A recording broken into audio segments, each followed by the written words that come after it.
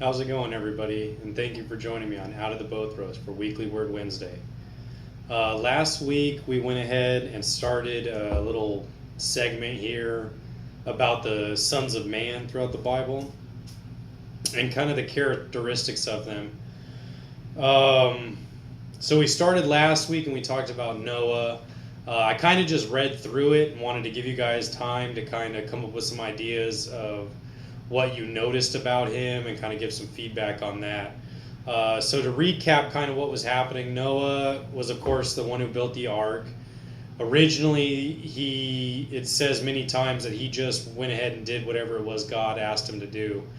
He didn't hesitate, it didn't seem. So we understand that at the time, too, pretty much the whole world had become wicked. Everybody was pretty much corrupt at this time. And it seemed out of everybody, the most righteous person would have been Noah. So God commanded him to carry on, with the animals and with the human race. Kind of the next thing, too, was that God flooded the earth, and then Noah survived through that with the provision and the preparation that he did beforehand, before the rain came, by listening to God and by preparing. After that, it seems that once everything kind of settled down, the water receded and everything, it seems Noah kind of got a little bit laxed, I guess, and wasn't really paying attention and seemed to get himself drunk, in which case he exposed his whole family to his nudity and everything like that. So that was kind of the ending story there for Noah. We're going to go ahead and start here with Lot now, and we're actually going to go right in between the section where Abraham and Lot kind of separate because of their the large shepherds and farms, ranch kind of thing that they had. There was too much quarreling, so they separated. And this time, Lot ends up near Sodom and Gomorrah. And so Abraham starts off here as the Lord in Genesis chapter 18. It starts off, the Lord appeared to Abraham near the great trees of Mamre, while he was sitting at the entrance to his tent in the heat of the day. Abraham looked up and saw 3 men standing nearby. When he saw them, he hurried from the entrance of his tent to meet them and bowed low to the ground. He said, "If I have found favor in your eyes, my Lord, do not pass your servant by. Let a little water be brought, and then you may all wash your feet and rest under this tree. Let me get you something to eat, so you can be refreshed, and then go on your way. Now that you have come to your servant." "Very well," they answered, "do as you say." So Abraham hurried into the tent to Sarah. "Quick," he said, "get 3 seahs of fine flour and knead it and bake some bread." Then he ran to the herd and selected a choice, tender calf and gave it to a servant, who hurried to prepare it. He then brought some curds and milk and the calf that had been prepared, and set these before them. While they ate, he stood near them under a tree. "Where is your wife Sarah?" they asked him. "There in the tent," he said. Then the Lord said, "I will surely return to you about this time next year, and Sarah, your wife, will have a son." Now Sarah was listening at the time at the entrance to the tent, which was behind him. Abraham and Sarah were already old and well advanced in years, and Sarah was past the age of childbearing. So Sarah laughed to herself as she thought, "After I am worn out and my master is old, will I now have this pleasure?" Then the Lord said to Abraham, "Why did Sarah laugh and say, 'Will I really have a child now that I am old?' Is anything too hard for the Lord? I will return to you at the appointed time next year, and Sarah will have a son." Sarah was afraid, so she lied and said, I did not laugh. But he said, Yes, you did. Abraham pleads for Sodom. When the men got up to leave, they looked down toward Sodom, and Abraham walked along with them to see them on their way. Then the Lord said, Shall I hide from Abraham what I am about to do? Abraham will surely become a great and powerful nation, and all nations on earth will be blessed through him. For I have chosen him so that he will direct his children and his household after him, to keep the way of the Lord by doing what is right and just, so that the Lord will bring about for Abraham what he has promised him. Then the Lord said, The outcry against Sodom and Gomorrah is so great and their sin so grievous that I will go down and see what they have done is as bad as the outcry that has reached me. If not, I will know. Then men turned away and went toward Sodom. But Abraham remained standing before the Lord. Then Abraham approached him and said, Will you sweep away the righteous with the wicked?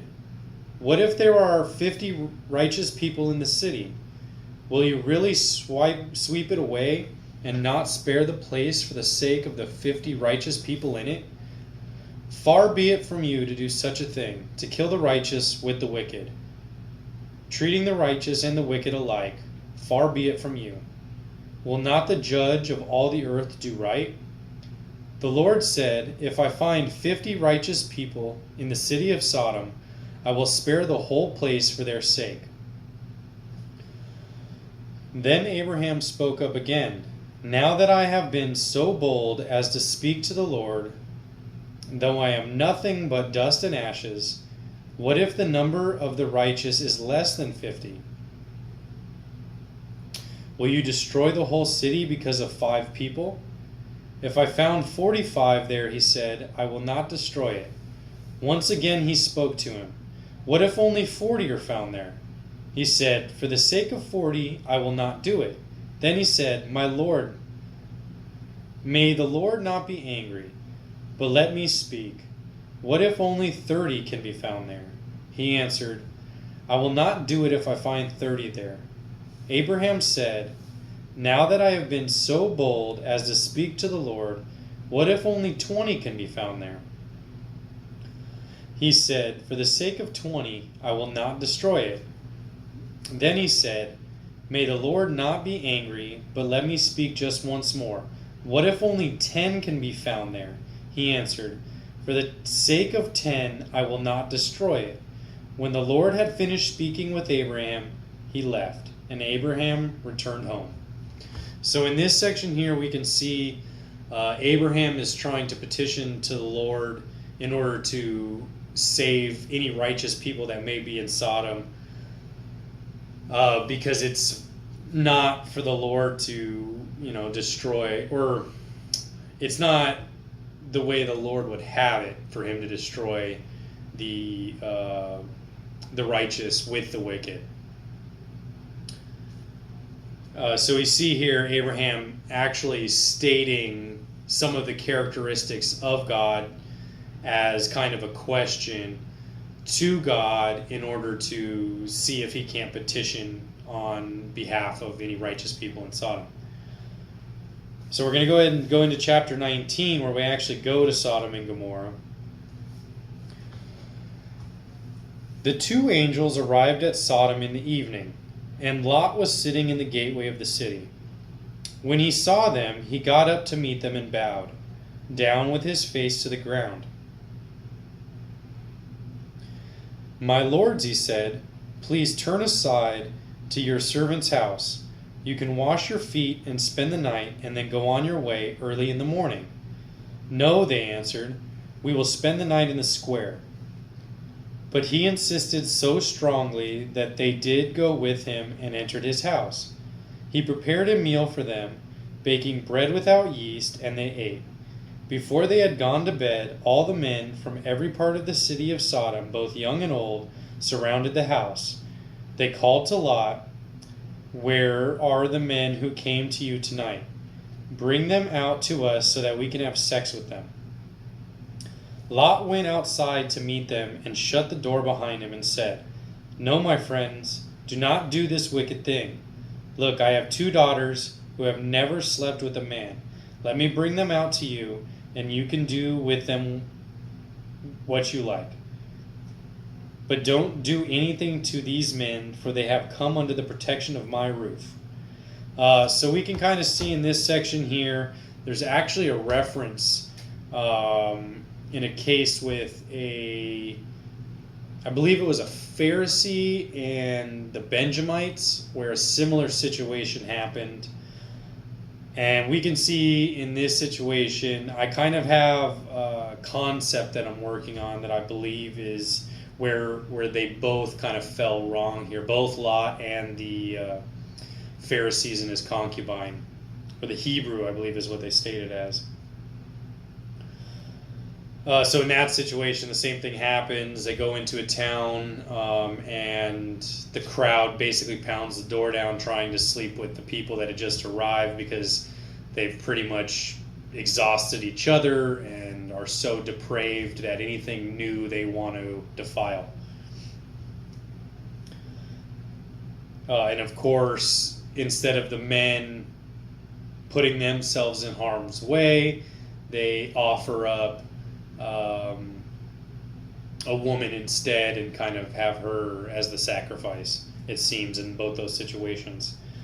It does seem that Lot here kind of, in a sense, is defending the angels, which I don't believe was probably necessary, seeing as they came to destroy Sodom and Gomorrah in the first place.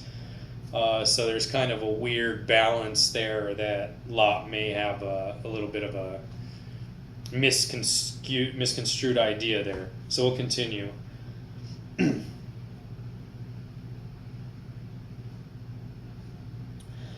"Get out of our way," they replied, and they said, "This fellow came here as an alien, and now he wants to play the judge.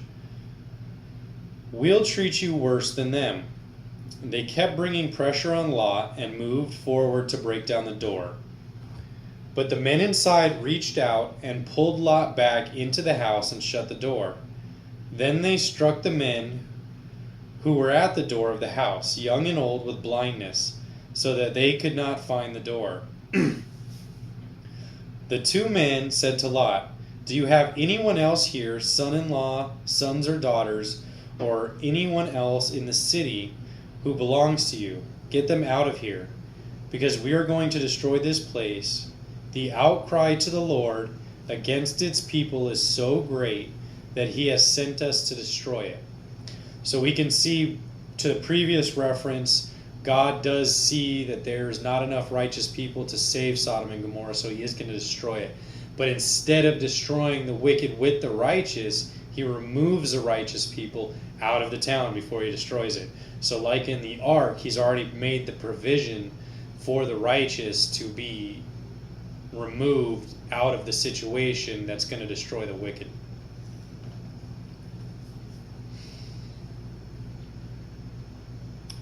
So Lot went out and spoke to his son-in-law, who were pledged to marry his daughters. He said, "Hurry and get out of this place, because the Lord is about to destroy the city." But his sons-in-laws thought he was joking. With the coming of dawn, the angels urged Lot, saying, "Hurry, take your wife and your 2 daughters who are here, or you will be swept away when the city is punished." When he hesitated, the man grasped his hand and the hands of his wife and of his 2 daughters and led them safely out of the city, for the Lord was merciful to them. As soon as they had brought them out, one of them said, "Flee for your lives. Don't look back and don't stop anywhere in the plain. Flee to the mountains, or you will be swept away." But Lot said to them, "No, my lords, please.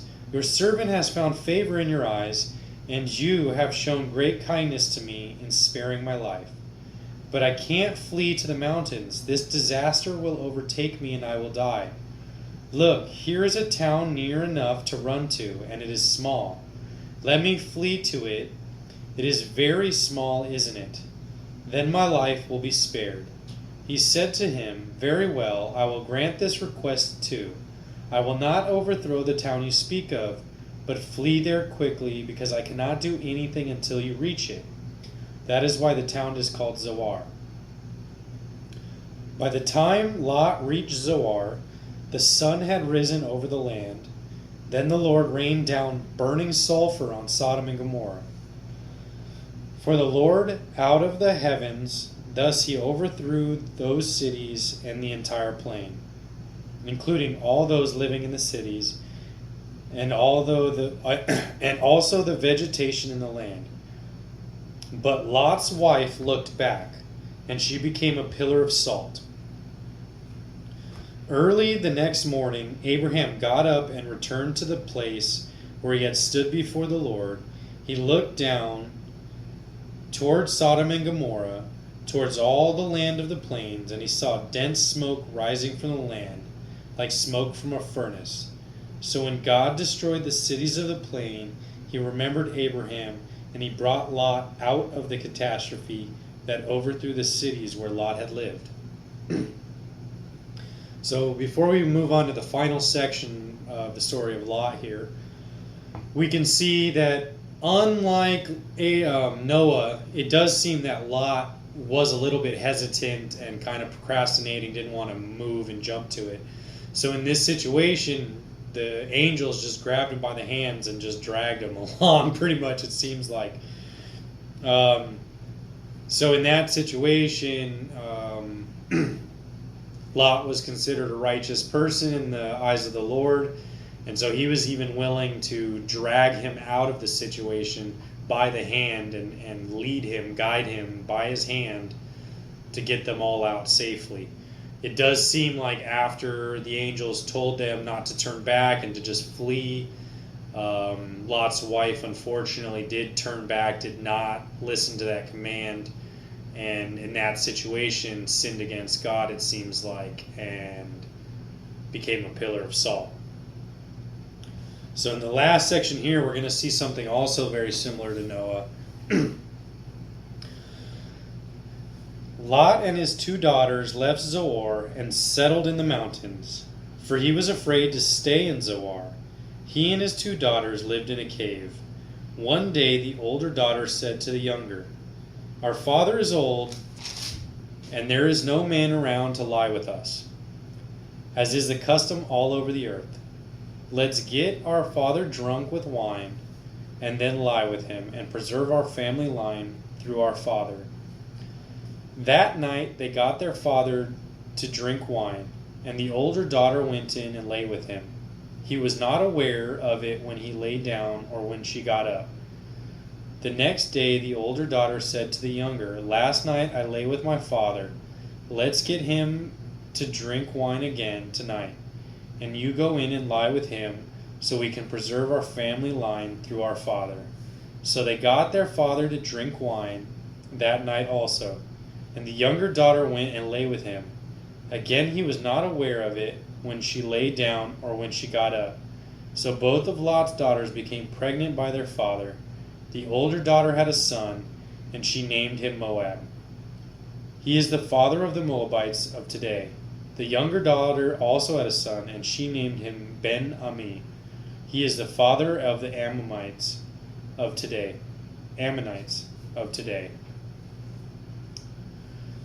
So in that section we can see again, it seems like the Son of Man in these 2 situations decided to imbibe in wine, become drunk, and again do lewd acts with their immediate family, it seems like, and kind of shame themselves. In this situation we do see that Lot was drunk to the point where he didn't even know he lay with his with his daughters. In that situation, it doesn't really make it any different or there's no condoning it whatsoever. Both the malice of the 2 daughters, their kind of self-centeredness, was kind of disgusting in their own part, as well as we see that Lot just didn't have a sober mind, allowed himself to get drunk on wine or whatever situation. And in that, he was no longer able to even pay attention to what was happening in his own bed, in his own body. So that's kind of the situation with the drinking of the wine, both for Noah and for Lot. We do see here that there was a sinful nature in Sodom and Gomorrah, and in that, Lot was the person who was the most righteous in that area and was somewhat of the example. We can see he was at the city gates. He went outside to kind of protest against the people. He did have some mistakes as far as offering up the two daughters and becoming drunk. We can see a lot of similar characteristics between these two characters as far as Lot and Noah. And we can see Noah as far as when he ended up coming through the deluge and the flooding, that there was a new covenant at that point, and in which case there was the covenant of the rainbow, which we should remember as reverence every time we see one, that God promised us that he would no longer destroy the earth with a flood, so he's being merciful to us even when we probably are wicked and sinful as well. So he's kind of holding that back and staying merciful. But we can see here there's a lot of characteristics as far as what their downfalls were and what it was that God was doing with them in order to kind of preserve righteousness in a way. So we're going to go ahead and finish there. I would like to hear some of your guys' comments and what you thought of the similarities and aspects of these two characters so far. And next week we'll go ahead and move a little bit further. All right. Thank you guys, and hope to be hearing from you guys soon.